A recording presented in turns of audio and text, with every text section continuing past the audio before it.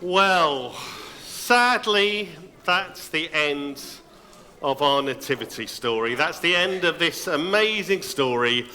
And so it's time to pack away the manger until next year. Hang on a minute. Put it back. Because it's the rest of the story that gives us hope. It's that part of the story that changes lives. It's the most important story in the world. The story that tells us why this baby is so important. Because this baby grew up to be someone very special. Correct. Well done. You see, he was God in human form. God come down as a person to be with us. And he was this amazing teacher. Jesus taught us radical ways of living. He taught us to love our enemies and to forgive those who'd hurt us. He taught us not to run after money or to worry about the things in our life, but just to love God and love your neighbor instead. And that's a way of living that brings hope and changes the world. And he taught using many amazing stories which told us what God was like and how God sees us. You know, he particularly talked about things that were lost coins, lost sheep, a lost son, and how God loves those who are lost and far from him, and how he comes running to find us, to welcome us home, whatever we've done, whatever our past. They are amazing stories of hope that speak just as powerfully today as to how God sees us. And he didn't just teach, but Jesus showed us by his actions how to live and what God's priorities were. Spending time with the poor, with the outsiders, with those who everyone else thought were bad people and sinners. He caused people like Zacchaeus, the tax collector, remember him? He caused him to completely change his life. He went from being this cheat to a man of huge generosity. And Jesus welcomed all the little children. And he said that they were precious in God's sight. And that actually, we all need to be a little bit more like them. And he showed us how to be servant leaders by taking the lowest place and even washing his disciples' stinky feet. And then he said, "You've seen me do it. Now you guys go and do the same." Imagine if we did that. What a different place this world would be. And we could become those hope bringers and world changers. And then, of course, he did some amazing miracles, didn't he? He healed the sick, the blind, the lame, the deaf, those with leprosy. He shared 5 loaves and 2 small fish with 5,000 men and a load of women and children too. And he stood up in a boat in a raging storm and said, "Be still!" And it was still. He said, "Blessed are those who mourn, for they shall be comforted."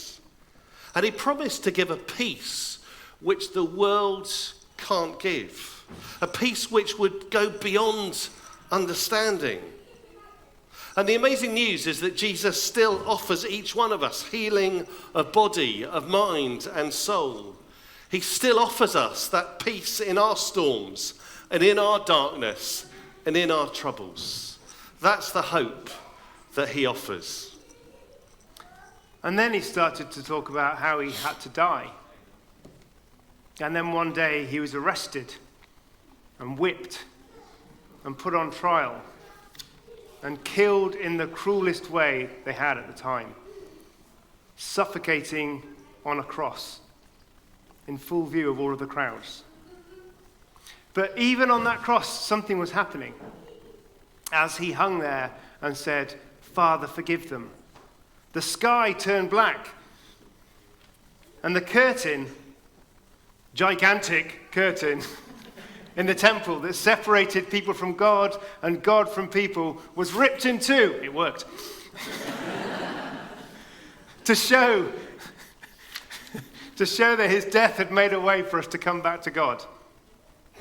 It showed that that barrier that had been put up between us and God, that barrier that was put there by all the bad things we do, all our mistakes, those things that the Bible calls sin, that had been broken down.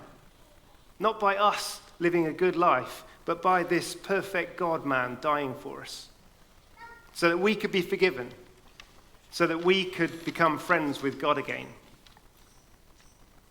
And as Jesus died, he said, "It is finished." As if he was saying that his work was done.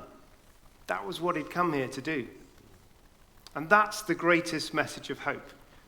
That because of Jesus' death, we don't need to be separated from God and his love any longer. All of our guilt and our shame can be completely washed away, and we can have a brand new start with God. And then, 3 days later, he rose again. He came back to life to show that he really was the Son of God, and to show that even death was defeated. And his resurrection points us to the fact that if we put our trust in him, that one day when we die on this earth, we will go to be with him forever, in that place where there's no more no longer any crying or mourning or sickness or pain. That place where everything is made new forever and ever and ever. That is the hope that Jesus offers us beyond the grave. And so we mustn't end the story with the manger. We need to tell the rest of the story. The story of the person that this baby grew up to be. He was the most important person who has ever lived. The person who offers each of us hope. The person who completely transformed the whole of history. The person that wants to give each and every one of us the gift of hope this Christmas. But the question for us is, will we receive that gift? Will we accept that this baby in the manger is the Saviour of the world? The one who truly is hope for all of us?